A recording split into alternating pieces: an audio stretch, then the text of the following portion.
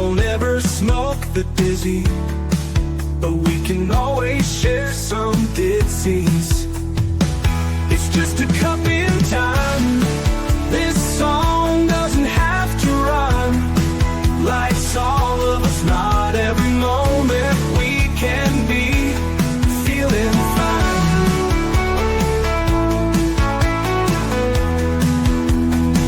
I wanna share a moment, just a second if you will, maybe even a cup of thrill. We could share this performance. It's tea time, come sit with me. Well, welcome everybody. Miss Liz in the house. That's right. And I have the incredible Rob Thomas in the house. And tonight we're going to be talking about wordless connections. So you know what it's going to be. It's going to be a good, strong cup of tea. But before we get started, we're going to get everybody over to all those platforms: Facebook, LinkedIn, Instagram, TikTok, Spotify, all those podcast apps. Give those a like, follow, subscribe, and get these tea times out there, because they do make a difference for the guest and for somebody who resonates with the topics that we bring to the table all the time at Tea Time with Miss Liz. So let's get started with disclaimer and then a beautiful intro, and then we're going to get Robin here and we're going to spill some tea. And in the intro, you'll see the tea that we are serving tonight, because Miss Liz just likes to twist it up a little bit once in a while and keep you guys on your toes.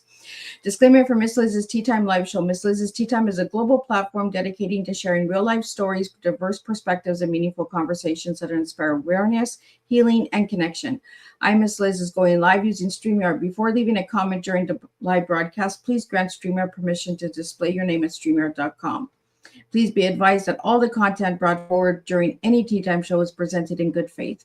However, discussions may include opinions, beliefs, and perspectives that do not necessarily represent the views of Miss Liz or the Tea Time platform. Information shared by guests is based on their own experience and is perceived to be accurate at the given time of airing. All guests, viewers, and participants are responsible for using their gut action, their judgment when considering any action or decision that may relate to these discussions. Some episodes may cover sensitive topics, including but not limited to trauma, abuse, grief, mental health, and other emotionally triggering subjects. Listeners' and viewers' discretion is strongly advised.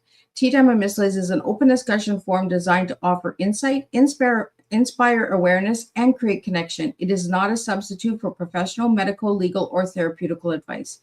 If you require professional support, please seek assistance from qualified professionals or trusted resources in your area. If you have any questions regarding this disclaimer or the content of the discussion, you are welcome to contact me, aka Miss Liz, directly at my email at bookingmissliz@gmail.com, or visit my link tree at Miss Liz's Tea Time. By choosing to participate in, comment on, or view these live shows, you acknowledge and accept this disclaimer. Your participation is entirely voluntary. I, Miss Liz, welcomes you to join the conversation with an open heart. And if at any time you feel this platform is not right for you, I respect your wishes and decision and welcome you back whenever you are ready. Tea Time with Miss Liz is serving truth and awareness one cup at a time. Well, welcome back to Tea Time with Miss Liz, where we don't just talk about connection, we experience it. Tonight's guest brings us something different, something simple, yet deeply powerful. Please join me in welcoming Rob Thomas, author of Wordless Connection, Deepened Intimacy Without Saying a Word, joining us from Phoenix, originally from Seattle. Rob is a global business consultant who has spent over 20 years helping companies get unstuck, getting through noise, simplifying complexity, and finding what truly works. And one day he realized something. What if the same approach could save a relationship? When his own marriage began to drift, Rob noticed that every word he spoke seemed to create more distance instead of connection. So he did something unexpected. He stopped talking and started showing love instead. Through intentional, nonverbal acts, eye contact, touch, presence, simple gestures, he rebuilt connection in a way words could never could. His tea reflects his purpose, touching hearts, embracing the unspoken, and experiencing rekindle connection. So grab your cup and lean in, because tonight's tea time may just change how you connect, not through what you say, but through what you do. So let me get Robin here and let's spill some tea together. Hey. Welcome, Rob. How are you? I am good. And yourself? I'm good. I'm excited to chat with you. Well, Rob, let's start off with, who was Rob as a little guy and who's Rob now? Well, actually, as a little kid, I was kind of an explorer, adventurer. We lived kind of on the edge of town, allowed me to kind of spend time looking for things out. Uh, you know, we lived near a forest and also in areas where my friends and I were able to build forts and so forth. So, uh, and there were a couple of times where got into mischief, and I feel fortunate that sometimes I made it out alive and also didn't burn the forest down. So uh, anyway, uh, I I enjoyed growing up. Was involved in sports in my neighborhood, friends, and so that's how I spent. And who are you today, Rob? You still that Well, adventurer? maybe I'm still that adventurer. Maybe I'm that discoverer. I don't think I ever have lost that. I am still involved in being very active. I uh, I do road biking. I snow ski. I also lift weights. I like to stay healthy, and part of that is not only to be in shape, but I'd like to uh, make all the time that I live here on the planet as healthy as possible so I can enjoy it. So I think I have maybe a lot of those traits, and I think this is a good question just because I think maybe we're more like ourselves as a child than we necessarily remember. So I still have a lot of energy that and that focus and I'm a bit of an optimist, and so I think I was that way child. Even on a rainy day, I enjoyed those rainy days. So I'm still kind of that way today. Well, I like that the little boy came out with the big boy tonight because that's how I like to bring everybody into tea time, right? See the connection. And that's what we're talking about tonight is wordless connection. So I wanted to see if there was a connection there. And there is a connection, and you noticed it as well. So Rob, what got you into the wordless connection? Well, it's part of this. I think that whenever we do anything, in particular, if we're looking to try and solve a puzzle, we tend to look back on our life and we tend to pull together a lot of things that informed us along the way. And so, as I went through college and I did different things, I was learning a lot about how to communicate as well, not only in a spoken way, but also in a nonverbal way. And so I kind of captured a lot of thoughts and I found that a lot of the work that I do is in patients, in coaching people, working one-on-one. And so really being able to pay attention to how I communicated was important. Anyway, as time went by, I I think anyone's been in a long-term relationship, whether they're married or not, you have ups and downs, and you have moments that are really good, and maybe some moments that are less than positive, and you can be really upset or maybe frustrated with your partner. And I'd gone through some of that with my wife, but in this particular situation, I had found that uh, uh, things were the kind of the process that I was experiencing, I wasn't enjoying. Maybe it had gone on a little bit longer than maybe previously, and I wanted to do something different. As I talked to her, I was trying to see if I could find the right words. I'd read a lot of books, um, talked to some life coaches, and no matter what I did, I either was saying the wrong thing at the wrong time, or maybe the wrong thing at the right time. Either way, this wasn't working. And so I felt like I needed to do something different. Anyway, in my consulting work, I have found that sometimes, even when you're following the plan that both you and your client have agreed to, and you're moving in that direction, sometimes things get stuck. And I found that there were times in my work that if I got things stuck, and even though I was following the map that had worked previously and that the customer had wanted, still things were not, we weren't really getting traction.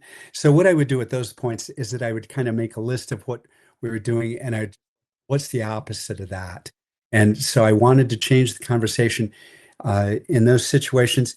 And so I thought, what can I do that would be the opposite of this focus on trying to say the right thing at the right time. And this led me to this idea of trying to focus on being silent. Not silent all the time, but what could I do to maybe be different, or how could I maybe communicate this in a way that was meaningful without uh, saying anything? So, in this way, being wordless. And I kind of thought about this and I kind of came up with an initial strategy that I hoped that would work. And that was kind of the beginning of this path of me moving into this wordless connection journey. Well, Rob, we have a question that came in from Kelly Grant, and it's, wow, this is an amazing, such a powerful topic. Can connection really grow without words? Well, the thing that is interesting that and very amazing is that the answer to that is yes. And to go back, first of all, just looking at how humans like to engage and uh, how they like to live, is that originally 300,000 years ago, as humans were kind of getting going, they organized in groups, and these groups were kind of a certain size, up to say 150 people, but sometimes they were smaller. And I think part of this was for protection, but also to make hunting maybe a little easier. I also think over time they had families and they had family groups, and they needed that help to go through this process. Now, the thing that was interesting is that even though this started uh, 300,000 years ago and went on for a long time, we did not develop the ability to speak until about 50,000 years. And so for about 250,000 years, we engaged, we had families, we lived in social groups, we did all this stuff and survived. And we did it without speaking. And so Wow. our beings had to develop kind of a library of ability to be able to communicate what was important to us without any words. And so even today, you can go to any culture, do not need language, because everybody understands what a smile is. Everybody understands what a hug is. You don't need to explain it. Everybody knows that. Eye contact when you're trying to connect, people know that the world over. A kiss as well. So this whole library of connective ability that is with us, it is born with us. This is within. And this is a step further, that no matter when we're doing it, we can feel to our partner. Now, one other thing, I'll add this in, and then you can talk over talking here. But one of the things that is interesting, and this kind of gets back to part of the research I did on myself, as well as I did some national research and with couples across the United States. I also did some other reading, is that uh, one of the things I talk about in my book, I talk about 5 experiments that I encourage couples to try. And this is a way to engage with your partner wordlessly and not just communicate, but to connect. And one of the things that I discovered on my own, as well as in this other research, is that when you hug someone for 5 seconds or more, our body recognizes that a hug is going on. And at that, after the 5 seconds, we kind of pass this neurochemical threshold, and our body endorphins, dopamine and serotonin and oxytocin, and these are all chemicals that, when they're released within us, do a couple of things. One, it makes us feel better. I mean, we feel good, and so this really is the heart of the answer to the person who asked that question. Is it, can we connect? Yes, we can, because when we do a 5-second hug, no words before, during, or after, as we do that 5-second hug, our body and the hugee also have this, and our body does this again because we developed this whole process before there were words, so that feel connected to the person that we have made this decision to hug. And we feel better, they feel better. But one of the things that's interesting about this kind of cocktail of medication that the body releases is that we not only feel good, but we feel safe. And so this is often one of the reasons when we have a longer term relationship, we do it for romance. We do it because we love them. But ultimately, one of the big attractions for people that we are in a long-term relationship with is because we feel safe. And so our body during this moment is not only helping us feel safe, but reminding us of why we started this relationship in the first place. Well, Rob, in some of the research I've done, I heard about the 15-second hug, because within 15 seconds, the body connects, like what you're saying with the 5-second hug, right? So with that, do you find that relationships break down because we don't no longer connect through hugging? Because some relationships get comfortable, they get settled, and then they don't hug anymore. They don't hold hands anymore. They don't kiss anymore. Yeah, I say yes to all that. Uh, Part of what happens is that in life, and anybody listening, everybody's got a bunch of things that just are whirling around us, and this is just part of living life on the planet. We've got maybe we've got kids that we're trying to raise, or maybe we've got a new job, or maybe we're just getting married, maybe we're trying to buy a house, or we're trying to move. We've got a family member who's got a health crisis. We all have probably about four of those things going on at any one moment, and we are navigating this with our partner. And because they often take so much energy and so much mind space, we often think either to ourselves or even out loud to our partner, hey, we'll catch up this weekend, or we'll catch up tonight, or let's take a vacation this spring so that we can have some alone time. And maybe that happens, maybe it doesn't, but we really are not spending time reminding ourselves of why we enjoy each other. And sometimes, particularly when we've got kids that we're raising, those times that we really connect can become very far and few between. So this is where it isn't so much the hugging, it's that we do need to hug, and we do need to do this wordless connecting, but we need to do it 2 or 3 times a day. Fun thing is, and again, the body is being efficient. It knows that we're busy. So it's not saying we have to do this for 5 hours or 5 minutes. We're just doing it for 5 seconds. And so we do 4 times during the day. And really, I'll tell you from my own experience and the people that I've interacted with across the United States who've tried these 5 experiments, 5 seconds, 2 or 3 times a day really is an amazing adventure to have with your partner. So yeah, you can do it wordlessly, and you can do it in just a short period, but really it's something that needs to be done daily. Well, we have a question that just came into the studio, and it's from Adventure Shows. How do you rebuild trust without talking much?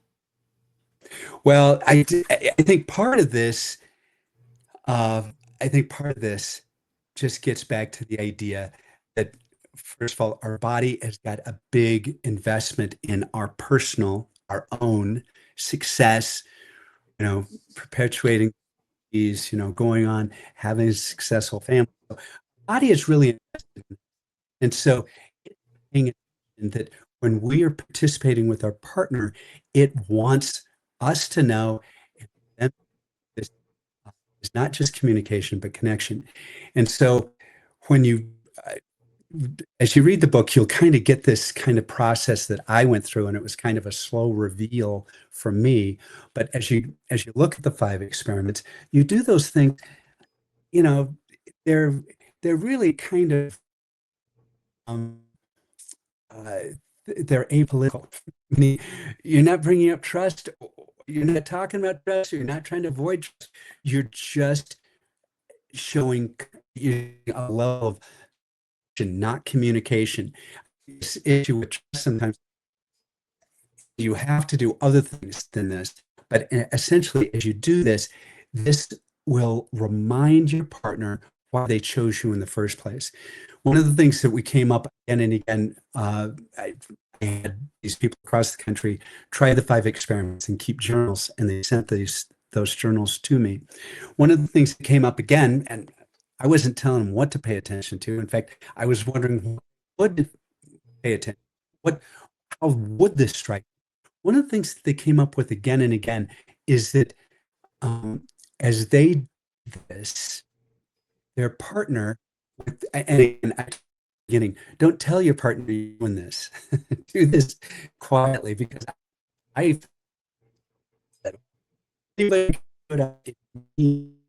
I thought I am not, I didn't tell my partner, and I tell people, don't say anything, just go in, try it, just go in for a 5 second. You don't need to warn them, you don't need permission, just do it and they'll respond.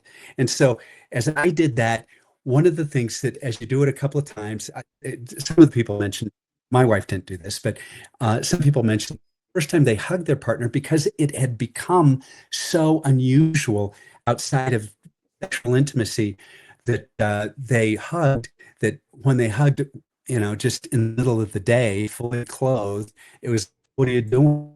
And that's what do you want, But and I told them, if they ask that, just say, look, I'm just trying to, and then stop. So they did that, might have had it a couple of times. But once their partner realized they were intentional, that their partner was being intentional about sharing this hug with them, and that the feelings they felt were not only real, but shared by their partner, what began to happen is that their partner, not knowing anything about wordless connection, would come in and, again, without warning, without permission, come in for, say, a 5 second hug. I found with my wife, after I did this for a little bit, she started coming up with things. Again, I didn't explain anything to her. She came up with wordless activities. Again, I thought it was interesting that they were wordless. I mean, she came up with stuff that I, first of all, loved. They were very meaningful to me, and we never discussed it. So I do think that this wordless connection, because the body is reinforcing it, with the endorphins and with the oxytocin and so forth, that becomes meaningful to us and our partner. And as we do this, silence, I have to, as you hug them, you can't say anything. It can be hard. That is hard. You think, oh no, I've got to explain myself. There's actually research that shows that when you are doing something, when your body language and your words line up, so I'm hugging them, but I'm also talking about hugging them. I pay attention to my words, and my partner pays attention to my words, and they are not paying attention to the hug or the chemicals being released. They're just paying attention to the words. It's really, the wordless connection needs to happen without speaking. And then it's more an impact. And as you read the book, I've got a bunch of these journal entries in the book that are so lovely. They're so, some of them make me cry. They are so, these people connect. And again, actually, one of the things I lost track of my thought, and I'm back to it, is when they did this, and I'm focusing on hugging, it could have been one of the other 5 activities, but when they did the hugging, in that moment, they remembered. I mean, there was a memory that was sparked. They weren't planning on this, they weren't thinking about it, but there's a memory that was sparked where they remembered why they chose this person in the beginning. So this goes back to trust. Somebody said, can you build trust wordlessly? Well, you do this, the body is going to participate, help you engage and connect. Your partner is going to connect. And again, 5 seconds, don't explain yourself. Even afterwards, just let it be. And then do it again. Do it 2 or 3 times a day. And you might do some of the other things as well. And that is, over time, they will remember why they chose you. They will feel that connection. They will, and rebuilding trust may take time, but this is a good thing to do on the journey of rebuilding trust, is feeling why you connected in the first place. And it doesn't cost anything. Just Yeah, 5 man, seconds. it. I mean, gee, like this. You don't have to listen to a podcast. You're not reading a book. Whether you like to read books or not, you may love to read books, but this is there. You can just do it. And it's just, It's powerful. Well, well, Rob, we have a question here for you. Can silence really heal a broken relationship? Well, again, I think this is very much similar to the last question about building trust, because often the relationship's broken because I think, again, one of the key things that we have long-term relationships is because we do feel. Now, I will say that as you do these 5-second activities, they're all about trust for those 5 seconds. And then one of the things that I've noticed in my own experience, as well as these other couples that I've worked with, is that just like anything, there's a bit of an afterglow. You hug them, you feel good, you step away, and maybe you just go back to whatever you were doing. And maybe you're cleaning out the garage or you're doing something else. You go and then this just, you're reminded, you think about it, and you can develop other traits or other uh, uh, kind of another process. For example, now with my wife, and again, we have never discussed this. We have not discussed what I'm about to do, and I don't know where this came from. But when we first did the 5-second hug, we pulled back and then immediately did a 5-second kiss. I don't know why. I mean, I unintentionally planned to do that, but we did. And since then, and we've been doing this for several years, this thing unfolded, is that we do that every time. 5-second hug, 5-second kiss, and that's what we do. And now one of the other things is that I sometimes work at home, I could be in my office, and if my wife crosses my mind, I stand up, I go find her wherever she is, and I give her a 5-second. So again, a lot of this is building new routines that maybe you did at one point that now you need to do again. And I will tell you, this is just from my own observation. I don't mention this really in the book, but we are like a planet and we have orbiting celestial bodies. We've got moons or other planets. We change our orbit and it changes the orbit around. It affects the orbit of everybody who's currently orbiting us. So if you intentionally go in and share this secure feeling, this loving feeling, without having to explain yourself, they're going to feel it and get it. And as you keep doing this, your presence will be different. You'll be in a different place, and then the orbiting planet around you, including your partner, will move. They just will. They'll move. And so this isn't an overnight deal, but you have to be intentional about it. In the book, I talk a lot about being intentional. And that's really where you're not just, this isn't about, oh, I'm got positive mental attitude. No, this is where you think in your heart, you think, and I want it to go out my fingertips. And as I touch my wife's shoulder, I want her to feel and experience the love I'm sending. That's intentional. So as you take those moments and become intentional, again, no words. This is just me sharing my physical being. And we not only have this ability, but we're actually, the body's got electricity. We generate a little bit of electricity, enough to light a little light bulb. In science class, they can do that. Anyway, this is part of what goes on. So as we do this, and our hands, the molecules in our hands, a truth about all molecules is that they want to bond. And there's several different types of ways that they bond.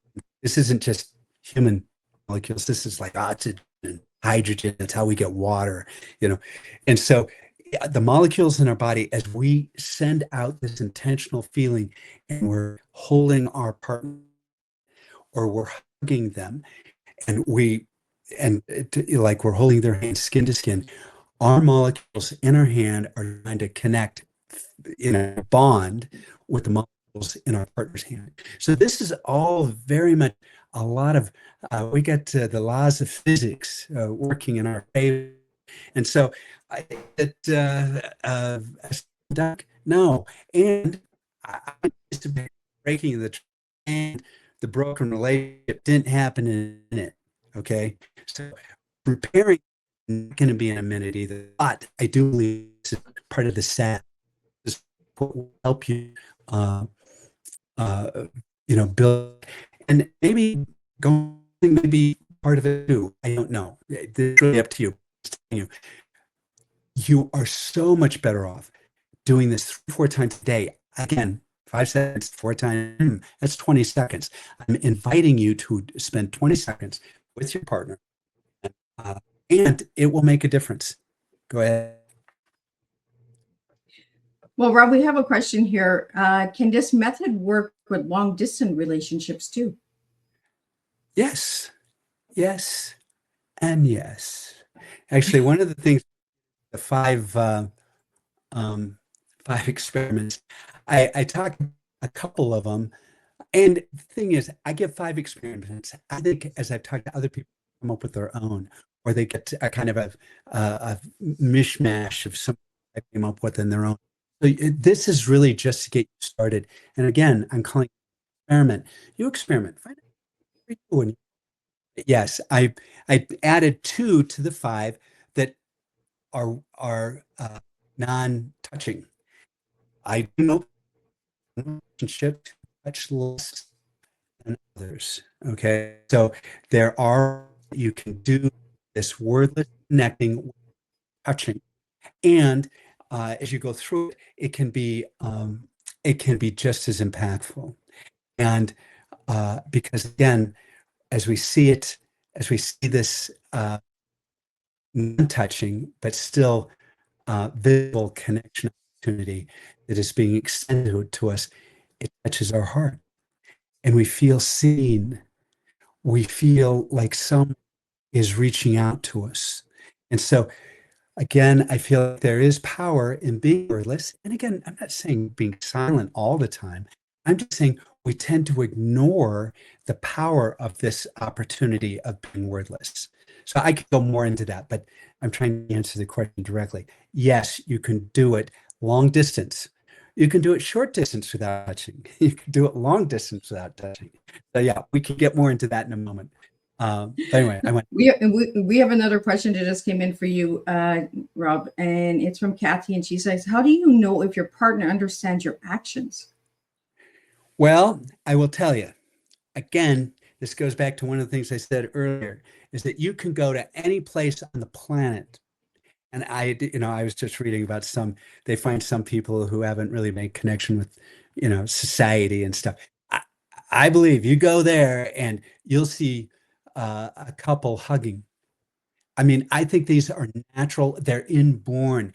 They are going to know exactly. And I will tell you, it isn't, you may think that they don't know. But again, the body is set up that after 5 seconds, the connection is going to release the dopamine, the serotonin, whether the person wants it or not. And this kind of thing, I go into the book. This really works in all relationships. I talk about one of the very first experiences I had as I was working with a couple doing hand massage, and I'm sitting there and talking them through it and so forth, and they're sitting next to each other. Anyway, one of the people said, as you say this, I'm going through this, and I kind of closed my eyes, and I had a memory of my mother, and they were children, and the mother used to stroke her hair. See, again, the body remembers. The body has got this stuff, and so it's not just that we get the serotonin release and the tonin release. It responds with a memory, and so we get this, and so no, they'll get it. They may not say it. I just talked to a woman earlier today. I was on a podcast, and she was talking about her husband, and they've been married a long time. Sounds like they've had a very nice relationship. But one of the things that she said that they just found out is that he's a highly functioning autistic person. Now, I think I know people who are highly functioning autistic people. So I think we all know somebody like that, and they kind of function, but Yeah. they're a little rigid around the edges. So anyway, So we talked a little bit in this podcast, and I brought up that I anticipate before he met you that he was feeling very, and he may have even felt like he didn't know what some of this stuff even felt like. And she then talked about that once they started dating, they held hands as they walked. And she said, you know what, we just hold hands all the time. And they've been married for several decades. They they hold hands all the time.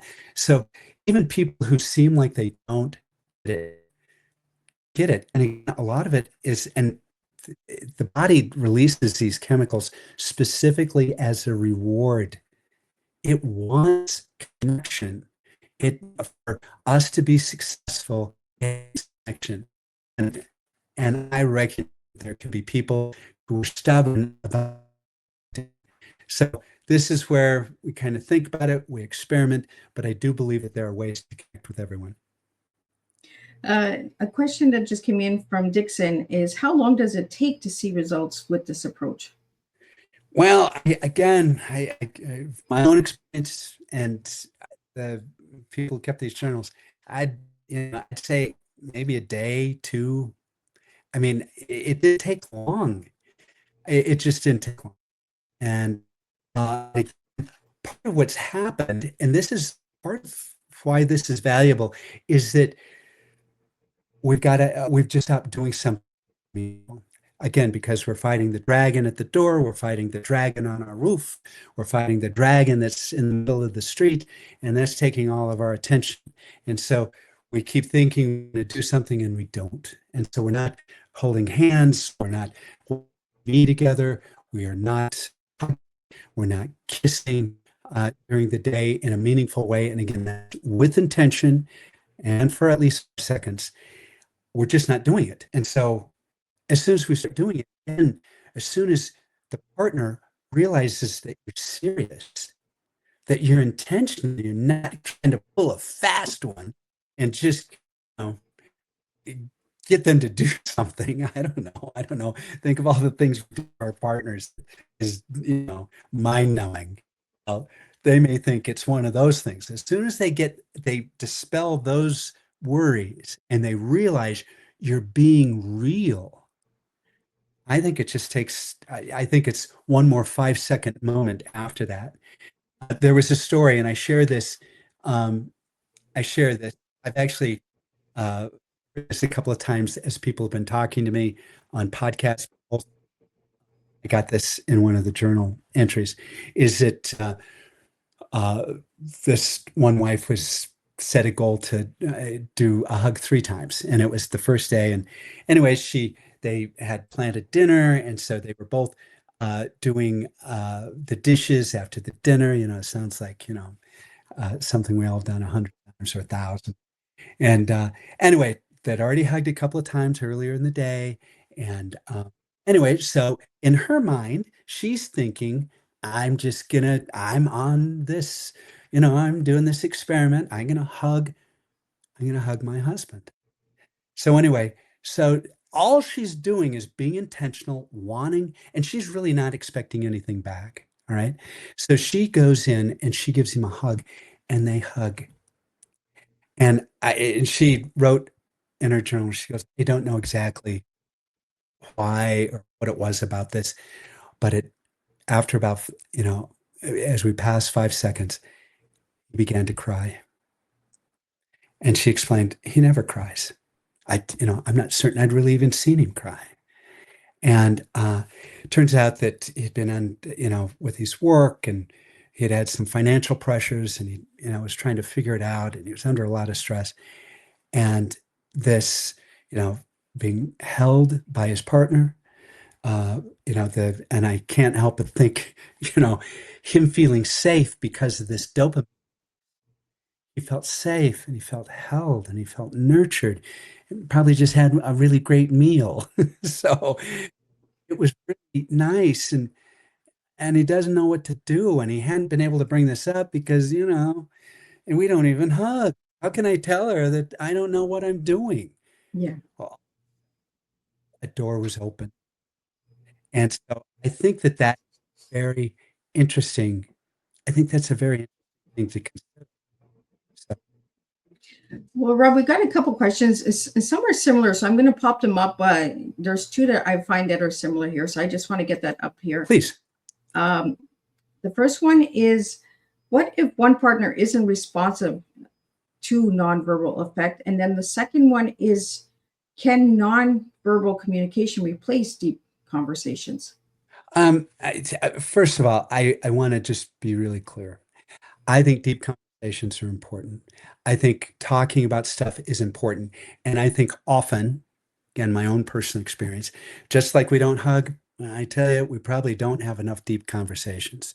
So I think communicating verbally, saying things that matter, saying things you know that is important to them, reassuring them, uh, and believe me, what you may not think it's important, but you've been made very clear that this is important to them, so you do that. So I think you need to say things and mean them, and so I think conversations is important. I I think that um, I'm hearing this thing where they may not be responsive. Uh, one of the first wordless I did, I actually of my wife's back, and she she likes back massages, and she likes them so much. I've given to her a lot, and I don't ask permission. You know, this is often just as we're getting ready for bed, it doesn't. I can tell you a lot of this time, it doesn't lead to anything. So this is really just I'm giving her a back massage because she likes it. And I will tell you that as I've done this over the years, sometimes I think it is so boring. It's so boring. You have no idea how boring it is. So I actually count. I like count to 400. Tried to get through it. 48, 40. 400 seconds of rubbing. Yeah, it's like self-dentistry. I mean, oh, when's this going to be over? Yeah, loving it, honey. I mean, so, all right. So when I set out to do the wordless connection, and I describe this in my book, um, I I thought this would be a good approach. And so, and again, I kind of go through some of this, and I go through kind of a specific steps I went through and kind of why I did these things. So I'm going to just hit some highlights. So number one, this whole thing about as I got started, I knew that I wanted to send an intentional message of love through my hands. So I kind of envisioned uh, love in my heart for my wife, and I had that in my heart. And then I truly imagined this energy going through my arm and to my fingers. And I was very firm and I was very slow in moving my hands. And then as I did this, I also closed my eyes and I kept this focus uh, and I kept doing this. And and so one of the things here is I was very intentional about this. I wanted this to be a good experience for her. I wasn't just trying to make this transactional. I wasn't just trying to get it over with. So I think making this intentional is important. And again, getting this molecule to molecule connection, I think also is important. Anyway, one of the things that I thought was so curious, in fact, I did some research on this, and I talk about this in the book, because I couldn't believe it, is that I closed my eyes and I was giving this back, very intentional, focused. Anyway, at some point, I kind of felt like I'd reached an end, and I looked at the clock, and I realized about 15 minutes had gone by, which, what? I couldn't believe it. 15 minutes, that's longer than counting 400. I mean, so how can that be? Anyway, closing your eyes, it isn't always the case, but really closing your eyes in a darkened room and you're not sleeping, your brain goes into a bit of a meditative state. And actually, I've got citations in the book, and I talk about closing your eyes, and it isn't sleep. And I found I kind of stumbled into that as I was going through this. And so as you close your eyes and you're being intentional, this becomes something that becomes very positive for your partner. And she turned over immediately and said, "This is the best back rub I think you've ever given me," which I thought, you're going to give a raise for personal effort. I'm going to get one. Anyway, I said nothing. I was just happy to, She live. was happy, you were happy. That's right. So, um, I think there has to be some intention to it. And then again, do this, the body, both bodies, mine and your partner's, wants this. They recognize something's going on, antenna up, let's release the oxytocin, and you move forward with that. So I don't know. How do you we stay have a question that just came in from Banter Show, and it says, how do you stay consistent with intentional actions daily? And I think that's kind of what you kind of just shared with us, not counting those 400 seconds. I wonder what. So I think a lot of it is you have to decide what's important to you and that your relationship is important. And when it's important, you start having these. The other thing is, this doesn't take an hour. This does not take you. You don't have to get in the car and drive to an therapist's office to have this experience. You can go in and have it in a moment. So first of all, there's shorthand to this. It's the Cliff Notes.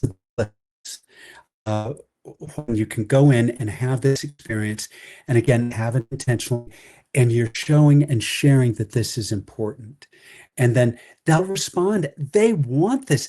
And we sometimes forget, yes, they did choose you. We sometimes think, oh, you don't like me, or whatever. No, really, they did choose you. And there's somewhere in their memory why they chose them. And again, these the chemicals that are released by the body, part of it is to help you remember why you did that. And so this is all very positive. And again, short and to the point, be intentional. It's a winning hand. Well, Rob, I just want to pull up the book really quick so everybody can see what book we're talking about tonight. So everybody would like to go and grab a copy. The book is called Wordless Connection, Deep in Intimacy Without Saying a Word, Even If You're Married. Do you want to tell us a little bit about the book and where people can get all the books and that? And then we have a question about eye contact that I'd like to get out to you. Oh, yeah. I have to say about it. Anyway, I'm going to hold up the book. So this is my holding up the book too. So you can get it on the book. I'm just going to mention, connection, all human relationships. I've got stories about an experience where an aunt was holding her nephew's hand. He was 12, and felt because he was a little homesick for his parents, and so we kind of go through that story, and so a lot of times you can connect him with family members. I have a story about somebody I met at work, and just shaking their hand, I felt like I felt like a better person. And I tried to figure that out. I think it's kind of a funny story, but so really, this wordless connection can happen really with anyone. And I'm focusing particularly on couples because it's an important. I just came across some research that said that 50%, 57% of all couples feel that they can't remember why they chose each other. So this is, if you're feeling that, you're not alone. You're not alone. So, and some of the people, they can't remember, but they don't care. That was actually, believe it or not, another segment. So the 50s people who cared and they couldn't remember. So this is important, and the wordless connection can help you do that. Well, and here's a question about the eye contact. Is eye contact really that impactful in reconnecting? Eye contact can be very helpful. It's not the only tool in your toolbox. If for some reason that is awkward to do or so forth, you don't need. But I will tell you, and this is so, but I'm just highlighting eye contact, and I'm not recommending you do what I'm about to say, but it is interesting to show the power of eye contact. And whenever I bring up eye contact on podcast, shows, they always say, "Oh, it's the window to the soul." Well, I think that that is. Uh, New York Times, you can put in, I think it's 32, you can just put into Google, New York Times, 32 questions, 4-minute icon. And it will bring up this article that I found it, and it gives you a bunch of questions that back and forth. But what the researcher did is that they had these questions to help people kind of get acquainted with each other. And what they, first of all, what they did is they got two strangers of who were dating compatible. So, whatever that means, age appropriate, orientation appropriate, whatever. They got two strangers, people who had not met, who were dating compatible, had them go through these questions. And then they had them sit for 4 minutes and not say anything and just stare into each other's eyes. And the thing that was interesting is not only did many of these people develop a relationship, they got married. In fact, they got married. That made me go, I actually went and looked up the original research because I couldn't believe it. And the thing that was hilarious is the doctor who originally came up with it wound up doing this with one of these strangers, and he married them. So this idea about eye contact, again, the body's all about it. Eye contact matters. You can do it without it. And I even talk about that you can do a lot of it even without touching. But I think you can find ways that you can touch. I think if you can use the eyes, it's a benefit.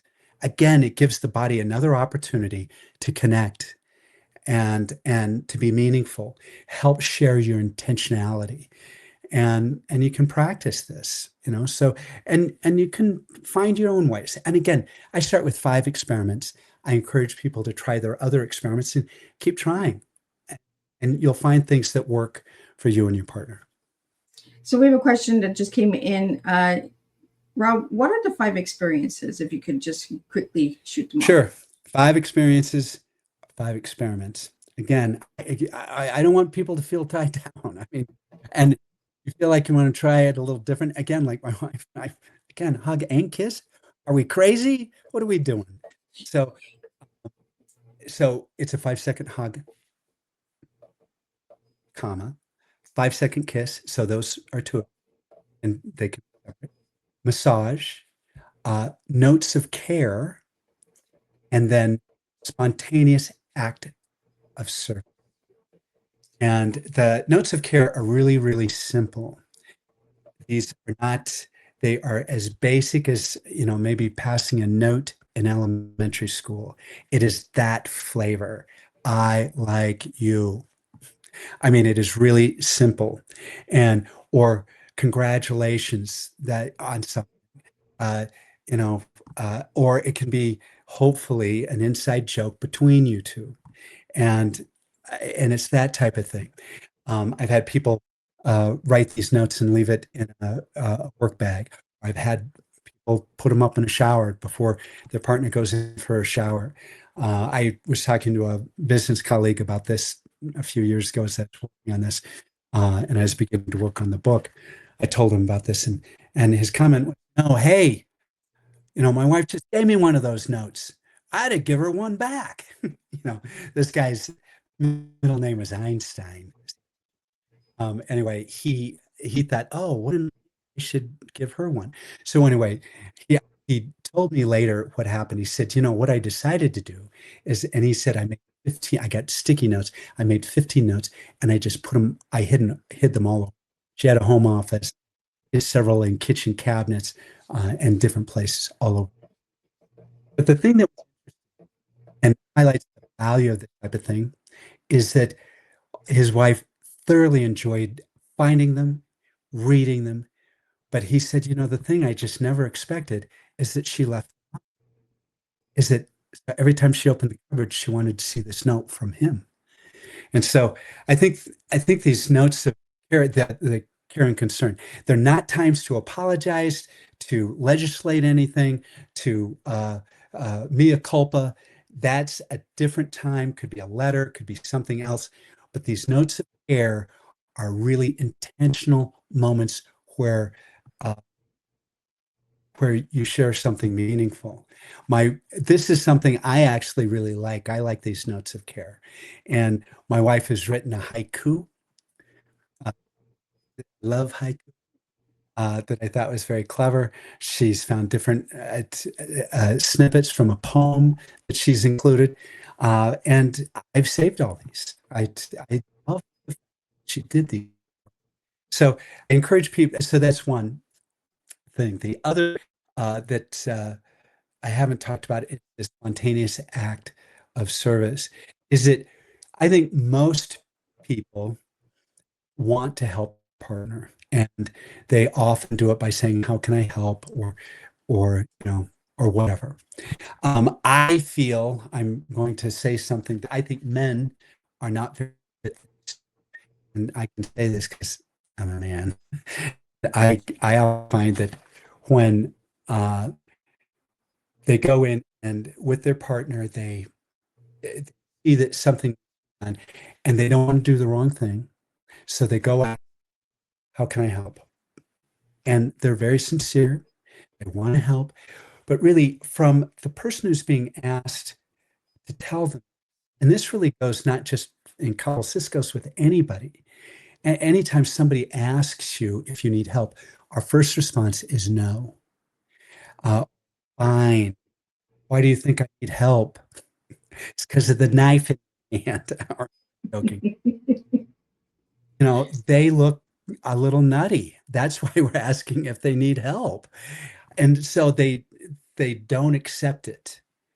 And so often in the moments we truly need help, we either say we're fine, or if they truly want to give you something, one of the things that we miss is that if they're kind of in charge of this activity, they now not only might have to explain this to you, but they then have to manage you.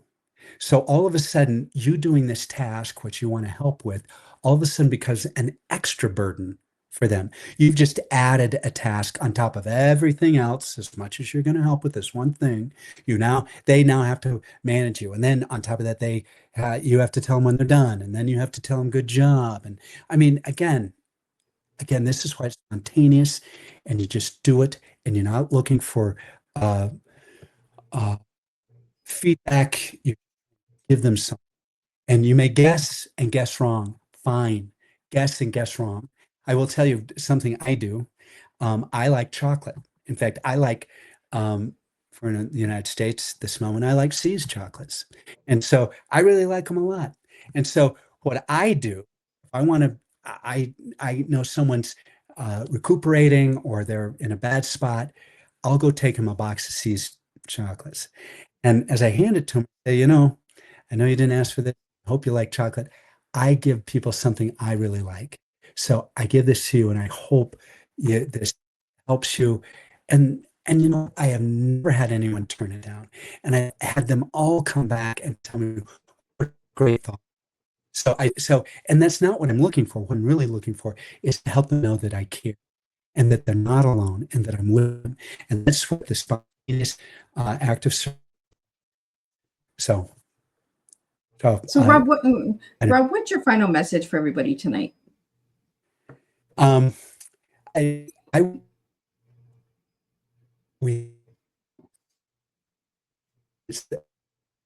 Is this ability to manufacture care, love, and manufacture the ability to connect with our partner in a moment. We have that abundance. We walk around with it. We can do it any moment. And I think that's it's a gift from the universe. It's something we can do and others can do with us.